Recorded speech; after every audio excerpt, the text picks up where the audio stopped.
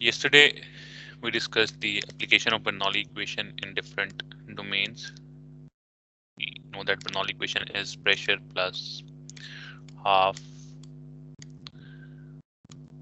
rho v square plus gamma z equal to constant. In the last lecture, we discussed in detail about the three terms of the Bernoulli equation, that is P, which is the static pressure or the normal thermodynamic pressure. We discussed about the dynamic pressure, what is it and how it is measured. We discussed about the hydrostatic pressure or the elevation head. And the sum of these three terms is equal to a constant which is called the total pressure. We discussed what is static pressure and how it is measured. We discussed about the static tube or the static tube used to measure the static pressure. We discussed about the pitted tube which is used to measure the dynamic pressure, like this. Pitted tube is used to measure dynamic as well as static pressure, the sum of the dynamic and static pressure. And the static tube is like this. It's a capillary tube, just a simple capillary tube that is used to measure the static pressure. Then we discussed about the application of Bernoulli equation in number 1, free jet situation. Like what are the simplifications that can be applied to situations in which we have free jets flow, and discuss that okay, for free jets like this, if we have a tank or a flow like this and there's an opening here, the flow will be like this coming into the atmosphere from this tank. And we discussed some simplifications on the Bernoulli equation for such flow situations. And in free jets, we discussed about then the contraction parameter Cc, which is basically equal to the area of the jet or area of the flow from the jet region to the area of the hole. And we know that the area of the hole is greater than the area of the jet, or the diameter of the hole is greater than the diameter of the jet. The contraction parameters defines how much the flow area is decreased as compared to the actual hole area. We discussed that because V1 is a large surface and it is open to the atmosphere in free jet's case, so it is experiencing P1 equal to 0. Velocity at point 1 would be 0 because V2 is much greater than V1. As compared to V1, V2 is very greater, so we can ignore V1 or we can approximate V1 approximately equal to 0. And we see that the elevation reference can be placed at any point, and then we can equate like Z2 equal to 0 and we will get simple Bernoulli equation. Another application area of the Bernoulli equation is the confined flow. We discussed this yesterday as well, that flow inside pipes or ducts or channels is called confined flow. And in confined flows, we talk about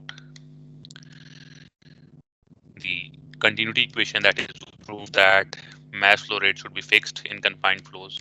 M.1 should be equal to M.2, that is the mass flow rate, that is the amount of mass entering the body, should be equal to the mass flow rate exiting the body. Or we also proved that from this that Q1, which is the volume flow rate, should be equal to Q2, which is basically the continuity equation. This is basically the continuity equation. This is the continuity equation, and the Q1 is basically area of the region 1 into velocity 1 and product of the area 2 into velocity at point 2. If this is your point 1 and this is your point 2. And then we discussed about the simplification of the Bernoulli equation on these 2 points, that at P1 and P2 would be equal to the pressure, and there will be dynamic pressure as well because there will be change in velocity. There will be no hydrostatic term because there is no elevation change in this confined flow. Any question in regards to the yesterday's lecture? Any problem or any confusion? Then we solved this problem, and there were some homework problems for you as well. So any question in this?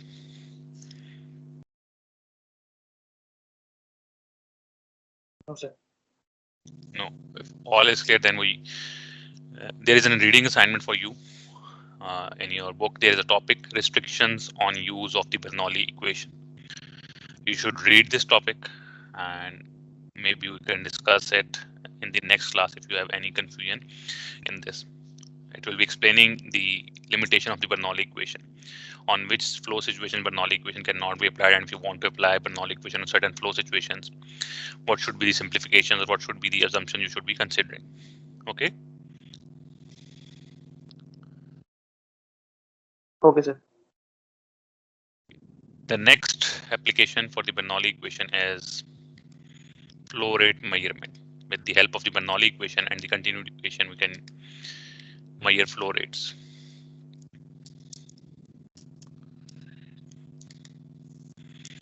Do you have any idea or any like suggestion or any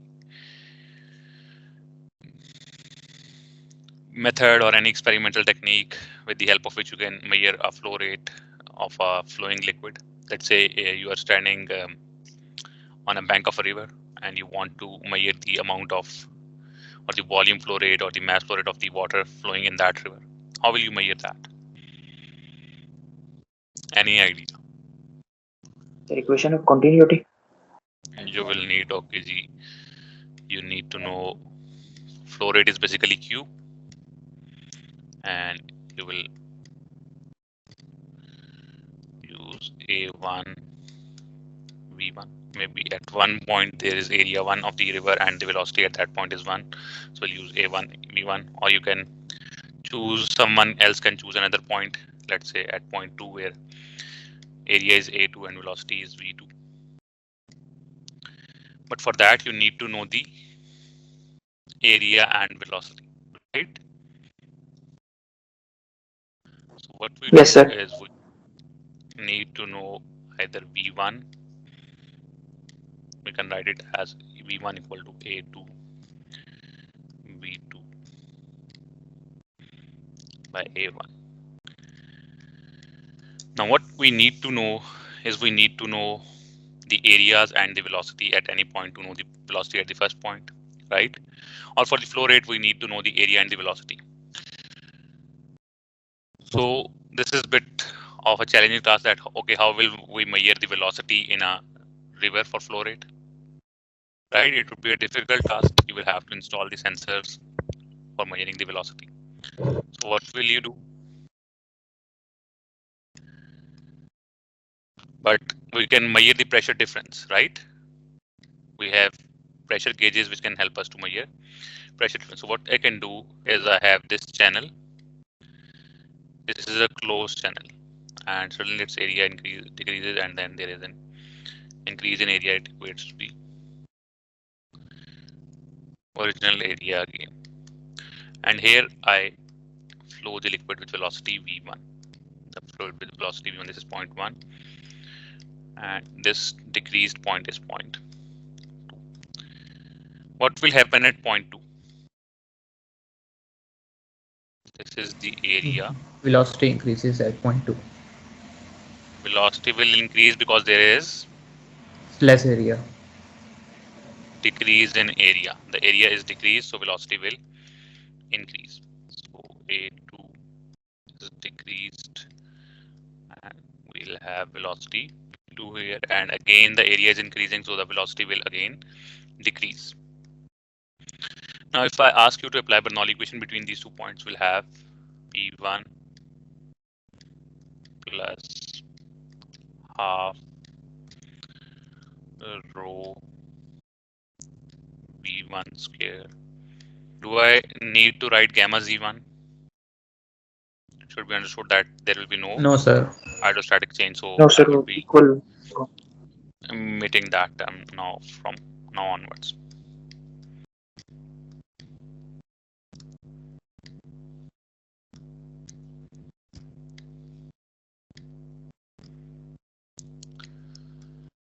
So here we can see that P2 minus P1 equals to half rho P2 square minus V1, right? Or you can write it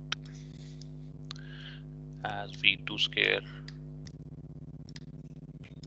equals to 2 into P2 minus P1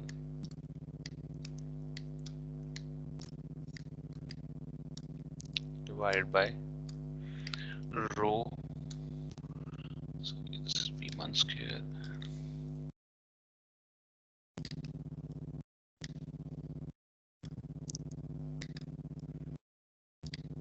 this is V2 square.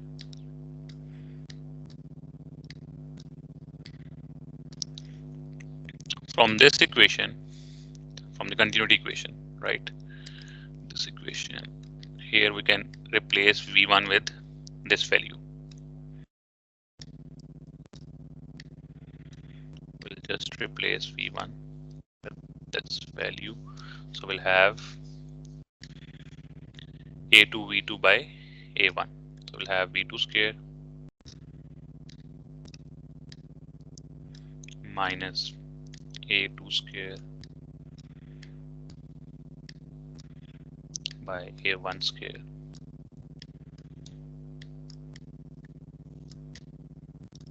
into V1 square. This should be equal to 2 times of P2 minus P1 divided by rho. We see, sorry, this is V2 square.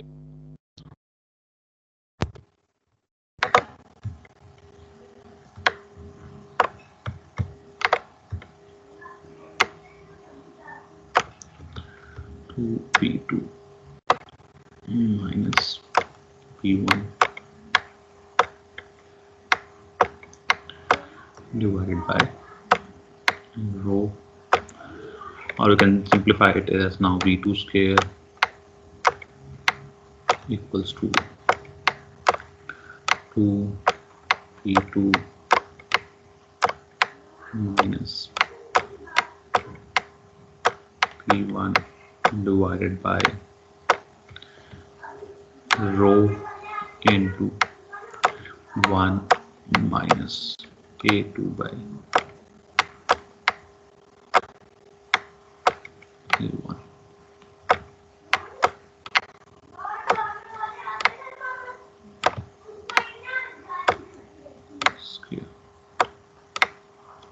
Clear? Yes, sir.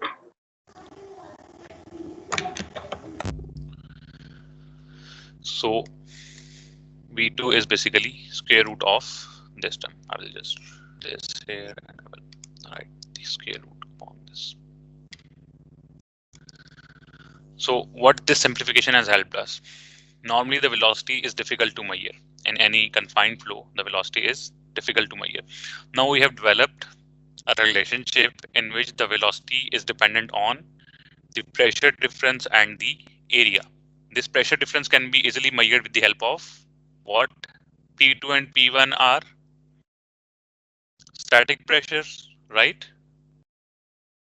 So if we install a static probe here, we'll have value of P1, right? And if we install a static probe here, we'll have value of P2. Clear? Yes, sir. So P1 and P2 can be measured easily with the help of a static probe. A2 we know the area. We can measure it with the help of any measurement scale. We can measure the diameter. We will get area. We can also measure the diameter here, and we can get the area. So A1 and A2 are not difficult to measure. So velocity, which is difficult to measure, we have developed a technique which can help us to calculate the velocity if we know the area and the pressure difference, right?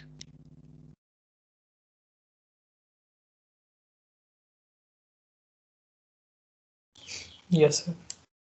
So now the flow rate is, if we want to calculate flow rate, or if we want to measure volume flow rate, we'll just write A2 into V2, which is basically A2 into this square root of pressure difference divided by rho into 1 minus A2 by A1 square.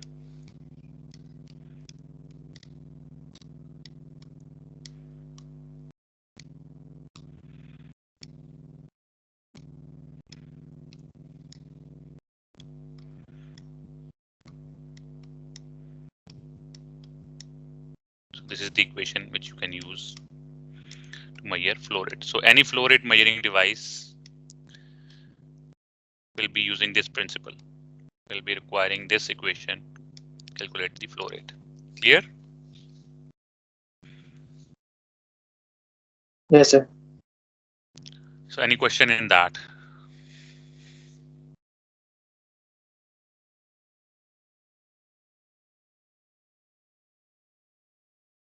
No, sir. So now you are clear about the basic principle of flow rate measurement, that how is flow rate measured with the help of continuity and Bernoulli equation. So in actuality, we have three types of flow rate measuring devices. The principle is an increase in velocity will result in decrease in pressure and vice versa. How, like, we can discuss it here. If we have decreased the area, what is happening? Velocity is increasing. So the static pressure will decrease because the dynamic pressure is increasing, right? Yes, sir. So P2 will decrease and the velocity will increase. So this is the basic principle, that if we decrease the area, we'll have an increase in velocity and that will result in decrease in pressure. So if we can measure that pressure difference and we know the areas, we can calculate that increase in velocity, which can help us to calculate the flow. So what we do in closed channels, for closed channels, we place constrictions in the pipe and that constriction will basically decrease the area. So that will lead us to a pressure difference, and which can be calculated by using pressure measuring devices. Like I told, if you can install static probes here, we'll get the static pressure. We can measure the pressure difference. We can also install pressure gauges here. We install one pressure gauge here. It will give P1, and we install another pressure gauge here. It will give us P2. Okay. So pressure difference can be measured using pressure measuring devices. So usually we have three types of flow meters. The one in which there is sudden change in area, but the remaining channel is like hole. A hole is basically an orifice meter. If you create a hole in any channel and from that hole you measure the flow rate, that meter is called orifice meter. Clear?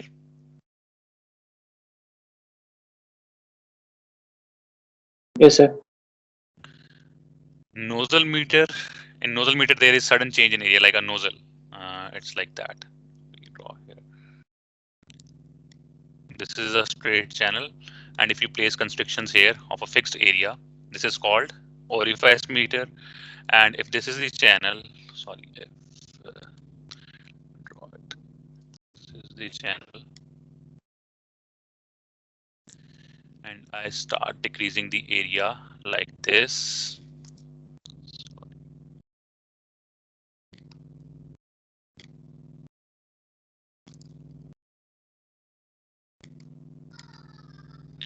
And if the area is decreasing like this, there is continuous change in area. This is called nozzle meter. And in Venturi meter, the original area is restored. The one we discussed right now is the Venturi meter. This is your channel, and what you do is you install a constriction like this. That is, your area decreases and then it becomes similar again. It decreases. So this is like this. Clear? Yes, sir. So Excuse me, sir. this is your Venturi meter. Excuse me, sir. Clear? Yes. Sir अगर हम sharp corner के इस्तेमाल से कोई जैसे nozzle metre था sir, तो उसमें हमारे पास सर ज्यादा रिजल्ट एक्यूरेट नहीं आएगा क्योंकि हमारे पास वहाँ पे वेलोसिटी चेंजेस ज्यादा होंगे, ग्रेटर वेलोसिटी चेंजेस होंगे. Well, whenever there will be an decrease in area or increase in area, there will always be a velocity change. So accuracy of the flow measurement, that depends on the technique. For example, if you want to measure the velocity for a flow, like let's say for a simple tank, you have a water tank in your house and you want to measure, okay, at what rate it will discharge water. You will use a simple technique. You will just make a hole in it. You will fill a jar and you will note, okay, on stopwatch in 1 minute I have filled this much amount of jar. Okay, and the volume of this jar is like this. Let's say X value. That is the flow rate calculation. Simply, you measure that volume with the time, and you will get the volume flow rate. Right? Yes, sir. For another technique, let's say you are having a flow in a pipeline and you want to measure. So what will you do? You will just cut the pipeline. You will install pressure gauges on both ends of the pipe, and you will decrease the area at one point. Like let's say this is the pipeline, and measure the. So we'll just cut the pipeline here. Let's say we cut the pipeline here. You place a constriction of known area, known diameter. This is the known constriction. So now area of the pipe is decreased like this. This pipe here.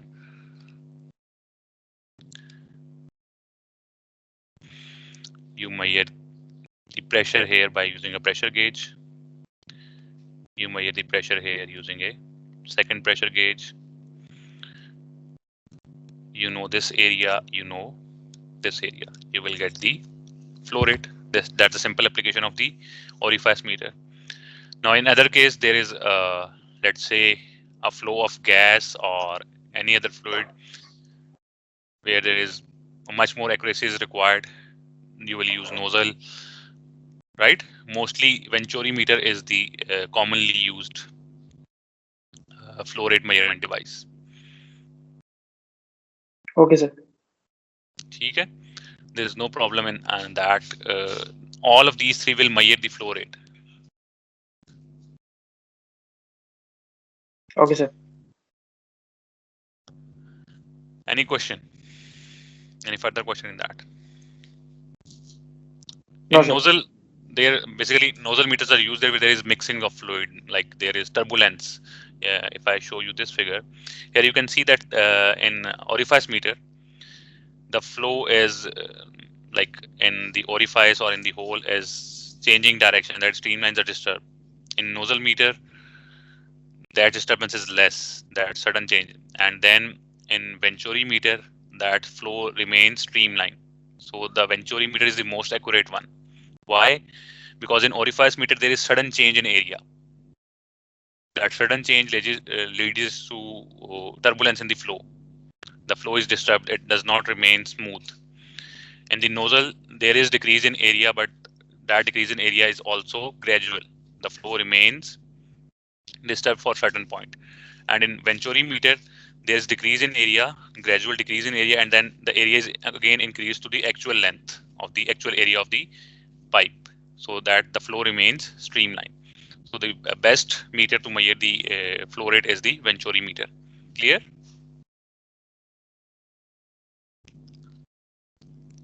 Yes, sir. Clear.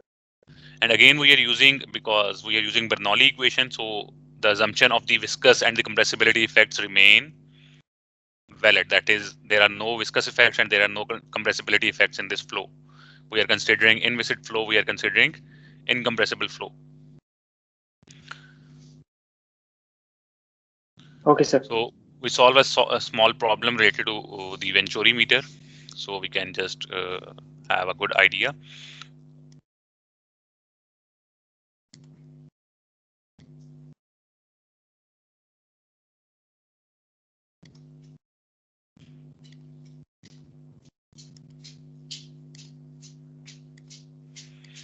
So we have a Venturi meter with a minimum diameter of 3 inch that is used to be measured to the pressure difference or the flow rate of water through a 4 inch diameter pipe. Determine the pressure difference indicated by the pressure gauge attached to the flow meter if the flow rate is 0.5 feet cube per second. So what we are given is, we are given that Q is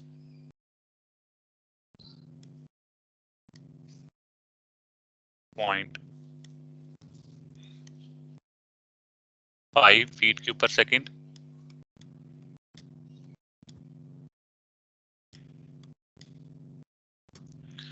And then you have a Venturi meter like this.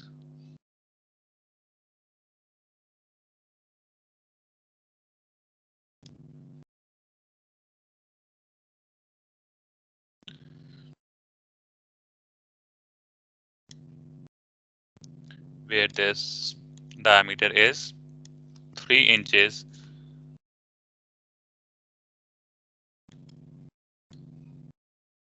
and this diameter is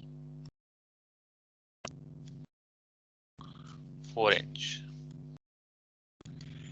So we label it as 0.1 and we label it as 0. We have a pressure gauge like this, which is like we have a connection here at 0.1, we have a connection here at 0.2, and this connection is 5.2. This is connected to a pressure gauge here, these two probes. So what this pressure gauge will show us? What reading would it indicate? So P2 minus P1. Pressure difference. Yes, it would be indicating the difference of the pressure P2 minus P1. So the question is asking you, if you are flowing the liquid at this rate, water at Q equals to 0.5 feet per cube per second, feet cube per second, what would be the reading on this gauge? What would be P2 minus P1? Clear? Yes, sir. So we know that Q is basically, we just learned that Q flow rate is, for a Venturi meter, for any flow rate meter, can be written as A2 into the square root of 2 into P2 minus P1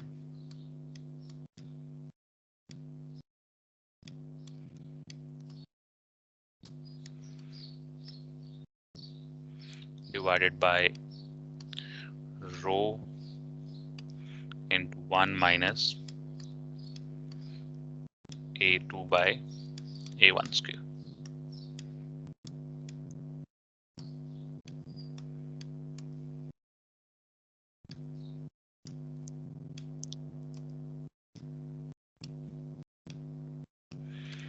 We know rho, we know areas, we know Q, we just need to calculate P2 minus P1, right?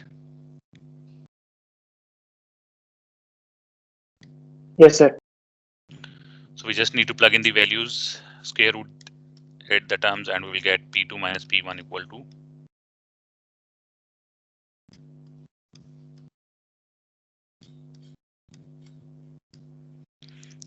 Q square divided by A2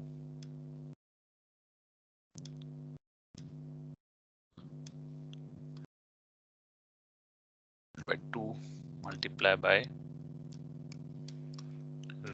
rho in 1 minus A2 by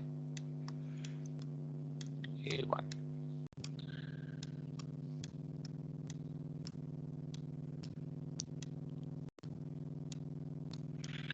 We know A2 by A1 would be equal to, A2 by A1 can be written as the ratio of the areas, which is pi d square by 4. Sir, D2 by D1 will be. So it would be D2 by D1 square. A2 D by square A1 would be by equal D to, square. so it would be in the equation, it would be the fourth power then, right? A2 by A1 would be D square, and if we write A2 by A1 square, it would be fourth power of it. Clear? So with all the simplifications, when we plug in the values, we will get P2 minus P1. Clear? So I'll just Yes, put sir. the values in my calculator.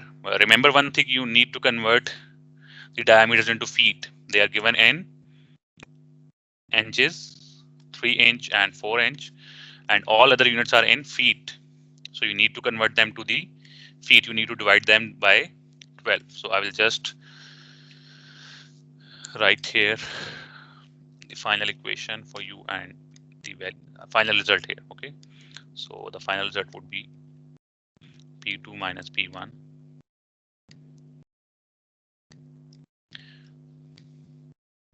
equals to, we'll have Q square, which is 0.5 square divided by 2 into area square, which is pi d square, which is 3 by 12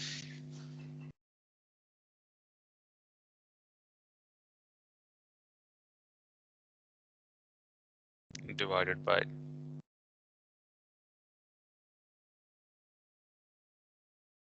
4. Answer multiplied by density, which is 1.94 multiplied by 1 minus d2 by d1, which is basically 3 divided by 4 raised to the power 4. Close.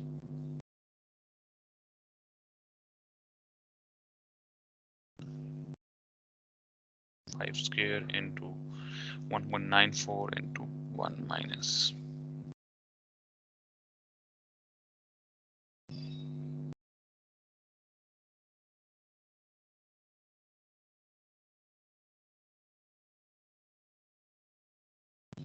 68.86 or 68.9 pound per feet square.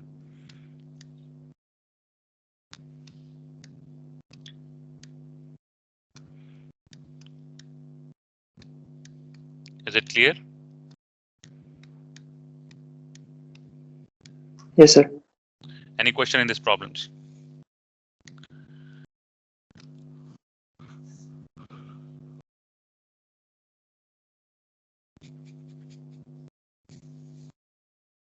Okay, if it is clear, then we move forward.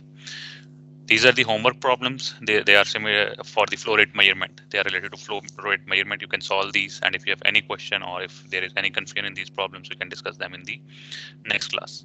But you need to come up with a problem. You need to solve them in order to have a discussion on these.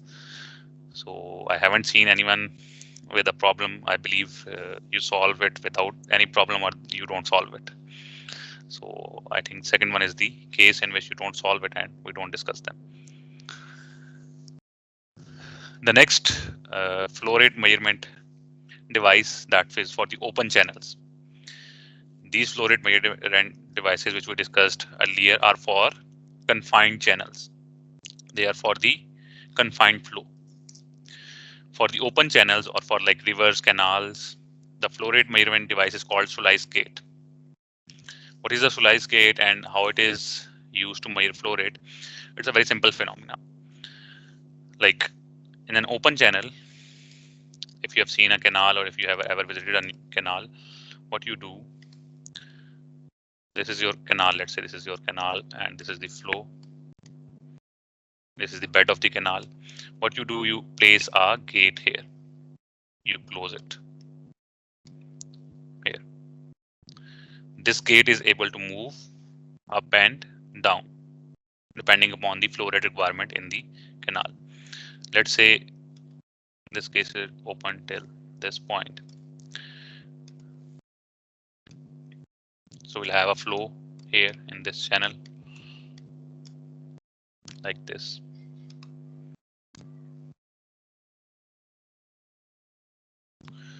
So this gate is called Sully's gate. Or this device is called Sully's gate. This point here is open to the atmosphere, this point 1. And this point 2 is also open to the atmosphere. It is because it is an open channel, it is like flow in a canal. So this is also open to the atmosphere. So what it has become? It has become a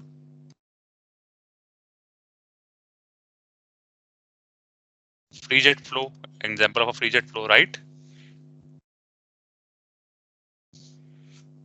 Yes, sir. So flow rate measurements in case of open channel is done by using this Solis gate, such as fumes, your canals, your water channels in the farms, different areas. So this is done by using Solis gate.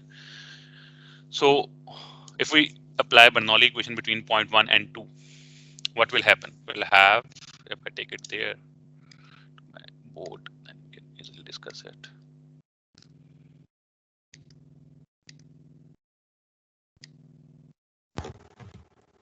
So if I apply Bernoulli equation between point 1 and 2, can you help me write the Bernoulli equation? Anyone? Between point 1 and 2? So P1 Okay, P1 plus half rho V1 square Plus half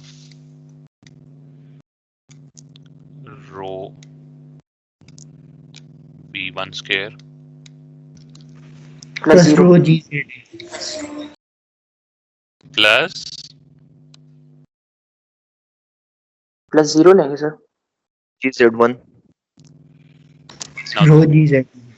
Okay, Ji. You are helping me write the complete Bernoulli equation. I am asking you to help me write the equation between point 1 and 2 with the simplified assumptions. What assumptions you will think of? Sir Starting with point point 1. one Okay. point Let one me पे guide. point one पे gauge pressure 0 होगा. We don't need P1, Yes. right? So there will be no P1 at point 1. Next, half rho V1 square. V1 0 भी sir. No, V1 will not be 0 because it's a canal, it's a river, it's a channel, and it will be a strong velocity, right? Okay sir. So it will not be it is not a static fluid. It's not a tank of water. It's a open canal. So V1 will have effect on the flow. So the first term would be half rho V1 square. Next, then we will have Which one? gamma Rho Z1. GZ1. Yes, gamma Z1 or rho GZ1. So at point 1 we are done. This should be equal to the total pressure at point 2. So at point 2 we'll have Equal to 0. no, at point 2 T2 will be 0, right? It's Yes. again Yes. open to the Yes, atmosphere. sir. What about the second term? Half rho V2 square will be there. Yes, sir. What about the Plus M. Z2? Will it be written here, gamma Z2?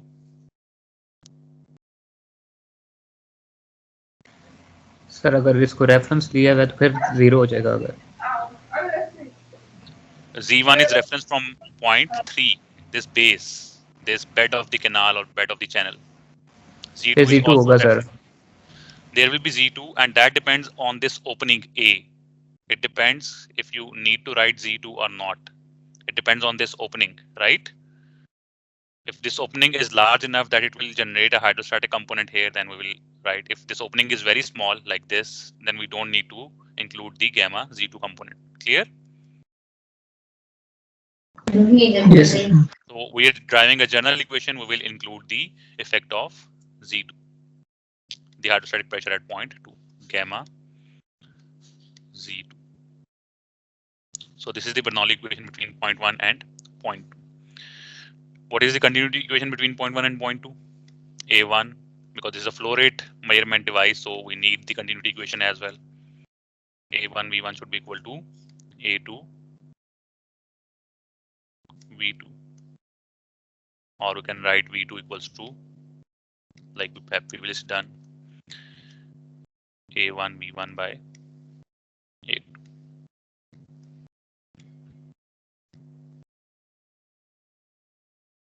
Clear?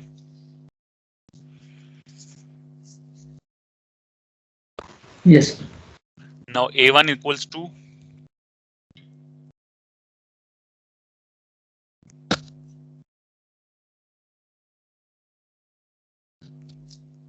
A1 is equal to Area of the at Sir, point one or the tank.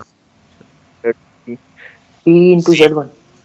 B into Z1, right? A1 Right. is this width of the gate, which is into the page like this, into this height, right? So B Yes, sir. Z1 into V1. What is A2?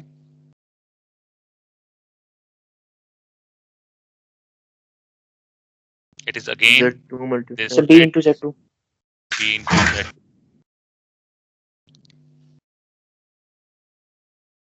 Z2. So B will cancel out. We'll have V2 equal to Z1 by Z2 into V1. Clear?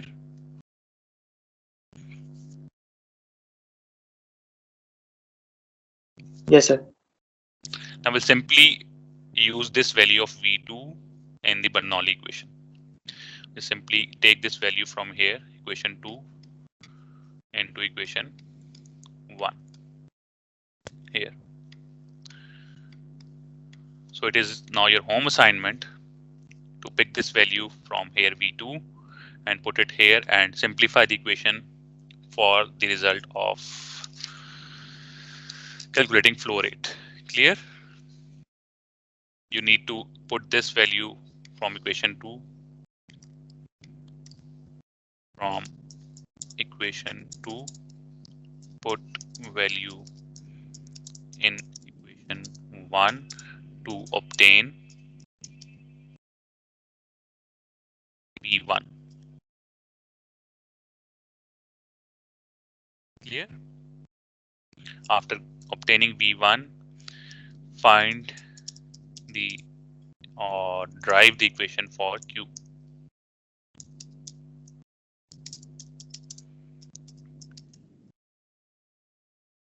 Q, which is equal to A1 into V1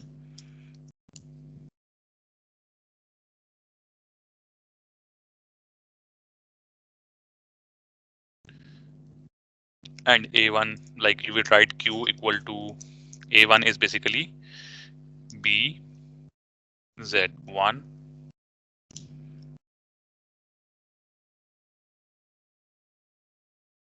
into V1.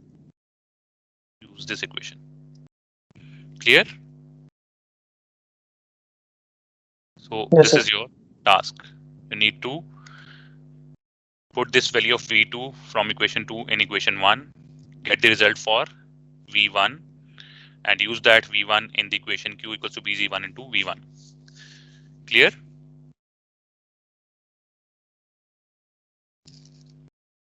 Can you do that? Yes, sir. Yes. So that is the one form. If we use V1, if we calculate V1, we can also use V2. We can calculate V2 and put that value there and get the other form of the Q using A2 into V2. Okay. So we'll discuss in detail in the next class about the simplification that can be about this simplification we have used here. The simplification we have used here for calculating the flow rate in the Solis gate. Clear? Yes, sir. So you need to perform this task as a homework so that in the next class I will only be writing the result for you.